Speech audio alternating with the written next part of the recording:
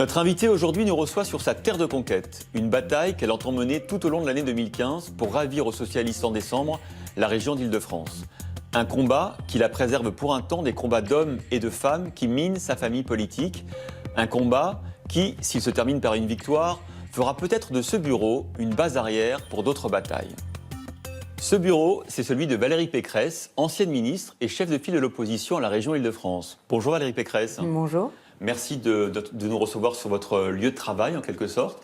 Un bureau qui va beaucoup parler de vous. On a vu beaucoup d'objets qu'on va regarder tout au long de l'émission. Vous êtes né un 14 juillet. Il y a ce film, né un 4 juillet pour les Américains. Est-ce que vous avez l'impression que naître un 14 juillet, ça donne une vocation particulière ? Il faut le croire, parce que vous savez qu'il y a énormément d'hommes politiques qui sont nés un 13 ou un 14 juillet, Dominique Bussereau, Xavier Darcos. Donc je pense qu'en réalité, ça vous façonne quand même d'être né un jour où il y a un défilé militaire extraordinaire et vous voyez défiler toute l'armée.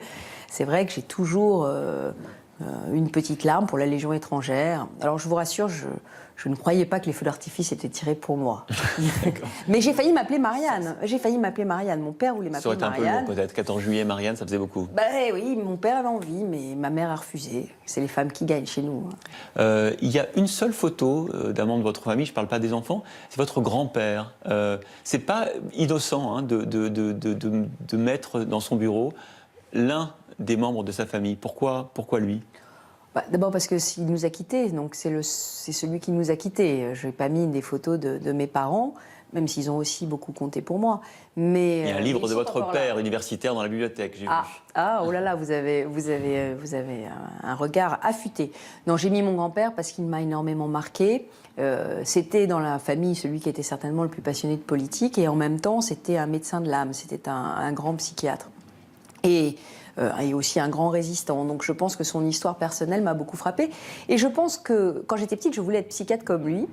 J'ai renoncé devant la dureté des études médicales, mais j'ai toujours voulu être médecin de l'âme. Et je pense qu'un politique est d'abord un médecin de l'âme. C'est-à-dire que si on n'aime pas écouter les gens, écouter ce qu'ils pensent, écouter comment ils souffrent, et si on n'a pas quelque part envie de les guérir ou de guérir la société, il faut faire un autre métier. Est-ce que vous avez fréquenté vous-même les divans ? Ah non. Pas en tant que... Souvent, les politiques ont cette réticence. Très peu de politiques vont jusqu'à aller voir un thérapeute. Mais vous savez, on est tellement dans l'action quand on fait de la politique qu'on n'a pas vraiment le temps de l'introspection. Alors, c'est vrai qu'il faut de temps en temps faire des retraites. Moi, je fais des retraites, mais c'est des retraites personnelles, c'est pas des retraites aidées. On va parler de votre filiation politique. On va commencer par ce dessin, cette caricature je crois qui est liée à Jacques Chirac, puisqu'elle est signée par Jacques Chirac. Vous étiez à l'époque conseillère aux technologies à l'Élysée, au moment de la cohabitation. Et donc ce dessin dit qu'il faut permettre à tous les Français de tâter le mulot. Oui, mon recrutement, mon entrée en politique vient du traumatisme que Jacques Chirac avait subi quand il avait été incapable, vous savez, de signer un livre d'or avec une souris à la Bibliothèque nationale de France pour l'inauguration. Et donc il était totalement traumatisé. Et donc Claude, sa fille, avait décidé qu'il lui fallait, à côté de lui, un conseiller pour les nouvelles technologies. C'est à travers Internet que je suis devenue vraiment familière de Jacques Chirac, parce que je l'ai initié à aller chercher ses matchs de sumo sur Internet. On avait les résultats en temps réel, alors qu'avant donc que je l'initie à Internet, il n'avait les résultats que par des télégrammes diplomatiques chiffrés de l'ambassadeur, Internet lui permettant de se connecter comme il voulait. Non, j'ai vis-à-vis de Jacques Chirac une affection qui est quasi filiale, et je vais le voir régulièrement comme on va voir un mentor, parce que c'est lui qui m'a mis le pied à l'étrier, et puis je me sens proche aussi de sa conception aussi de la France.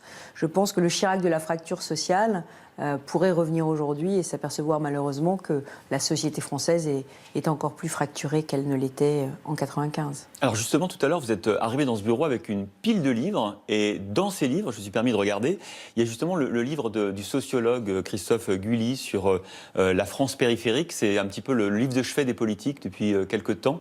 Ce livre de Guilly que j'ai rencontré, avec lequel j'ai eu l'occasion d'échanger, c'est exactement ce que je ressens en Île-de-France. C'est-à-dire qu'on a aujourd'hui une Île-de-France qui est totalement fracturée, avec tous les habitants de sa périphérie qui se sentent complètement laissés pour compte. Ils sont partis souvent de quartiers sensibles, ils sont partis de villes qui se transformaient, qui perdaient leur mixité sociale, d'écoles dans lesquelles on ne pouvait plus envisager un avenir pour ses enfants. Ils ont quitté ces villes et ils sont partis s'installer dans l'Île-de-France rurale. Et là, dans cette Île-de-France rurale, ils se retrouvent sans service public, sans emploi, avec des distances incroyables à parcourir. Et une partie d'entre eux votent Front National maintenant. Bien entendu. Le problème de cette France périphérique, c'est que c'est une France qui se lève tôt, c'est une France qui travaille, c'est une France qui est, j'allais dire, dure au mal, mais qui souffre. Et qui souffre de son délaissement par les politiques. Et c'est à cette France-là que je veux parler. Qu'est-ce qu'on peut faire pour cette France-là, en dehors de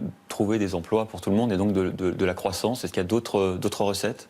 Je crois que d'abord, il faut arrêter la métropolisation, c'est-à-dire la course on met les riches ensemble, on met les puissants ensemble, on met toute la création de richesse, et puis on l'entoure avec un grand périphérique, et puis on la bunkerise. Ça veut dire que si vous êtes présidente de la région Île-de-France, votre principal adversaire, ça sera Anne Hidalgo à la mairie de Paris, parce qu'elle concentre sur Paris le pouvoir économique? Mais regardez la dernière décision qu'elle vient de prendre. Elle vient de prendre une décision qui interdit de circuler dans certains quartiers de Paris pour les rendre moins pollués. C'est une décision extrêmement égoïste, c'est une décision de riche, elle peut se le permettre, mais est-ce qu'elle n'est pas en train de faire une fracture environnementale en rejetant la pollution en dehors du périphérique? Elle est bien contente, Madame Hidalgo, quand des aides-soignantes ou des infirmières ou des enseignants viennent à Paris, font 2 heures de transport, viennent enseigner à Paris et viennent faire fonctionner les services publics parisiens. Elle a besoin d'eux. Donc il faut aussi qu'elle prenne en compte leur besoin de bien vivre. Ce que je pense, c'est que le président de région doit être celui qui se soucie du bien vivre de toute l'Île-de-France. Vous dites le président de région, vous n'aimez pas féminiser les noms? Je ne pratique pas la communication genrée. La communication genrée qui consiste à systématiquement mettre « eux » à la fin d'un nom. C'est pour ça que je vous pose la question. Est-ce que vous... Je ne suis pas très politiquement correcte, Monsieur Jacobizine. Moi, ce qui m'importe, c'est d'avoir le pouvoir de faire. Et je pense que pour une femme, accéder à des titres masculins, c'est aussi quelquefois une satisfaction. Vous aviez fait un livre sur le fait d'être femme politique, c'est pas facile. Il y a une caricature dans ce bureau aussi qu'on regarde ensemble, où un peu drôle, un peu même cru parfois, sur les femmes et la politique. Pourquoi c'est difficile d'être une femme en politique? D'abord, c'est une de mes meilleures amies qui m'a envoyé ces cartes postales pour la fête des femmes. Et je les ai trouvées tellement justes, elles m'ont tellement rappelé des choses que je me suis dit que j'allais les encadrer. Vous voulez que je vous raconte une histoire drôle? Avec plaisir. Une histoire drôle. J'ai un ami, la semaine dernière, je lui parlais de celui qui allait être mon numéro 2 au régional. Donc ce sera forcément un homme, puisque c'est un homme, une femme, un homme, une femme. Et je lui disais, qu'est-ce que tu penses d'un tel? Qu'est-ce que tu penses d'un tel? Et mon ami, qui est un homme politique de renom, me dit, mais... tu peux pas choisir ça, tu peux pas choisir ça. Tu sais bien que ton numéro 2, ça doit être une nana. C'est drôle, oui. C'est François Fillon dans votre ami? Non. Mais c'était drôle parce que j'ai éclaté de rire et je lui ai dit, tu pouvais pas me faire un plus beau compliment que de me dire que j'étais un homme. C'est un compliment de vous dire que vous êtes un homme? Pour lui, ça l'était. Pour lui, ça l'était. Bon.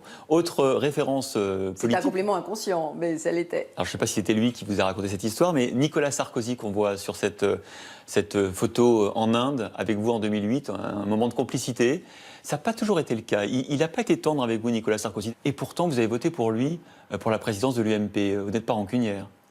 Non, mais je crois qu'avec Nicolas Sarkozy, nous avons toujours été alliés politiques, mais j'ai jamais fait partie ni de son premier cercle, ni de ses chouchoutes. On a des relations plus simples, Nicolas Sarkozy et moi, qu'il n'en a avec peut-être d'autres femmes ou avec d'autres hommes politiques avec lesquels il a des relations affectives qui lui brouillent peut-être le jugement et qui l'empêchent de prendre des décisions rationnelles. Pourquoi vous avez voté pour lui, pour la présidence de l'UMP? Vous pensez que c'est le champion de la droite pour 2017? J'ai voté pour lui parce qu'il fallait remettre de l'ordre dans ce parti, parce qu'il fallait du leadership et parce que je pensais qu'il était le seul à avoir l'autorité pour rassembler tout le monde. Après, il reste la question de savoir qui sera notre champion pour la présidentielle. Ça, c'est un autre sujet.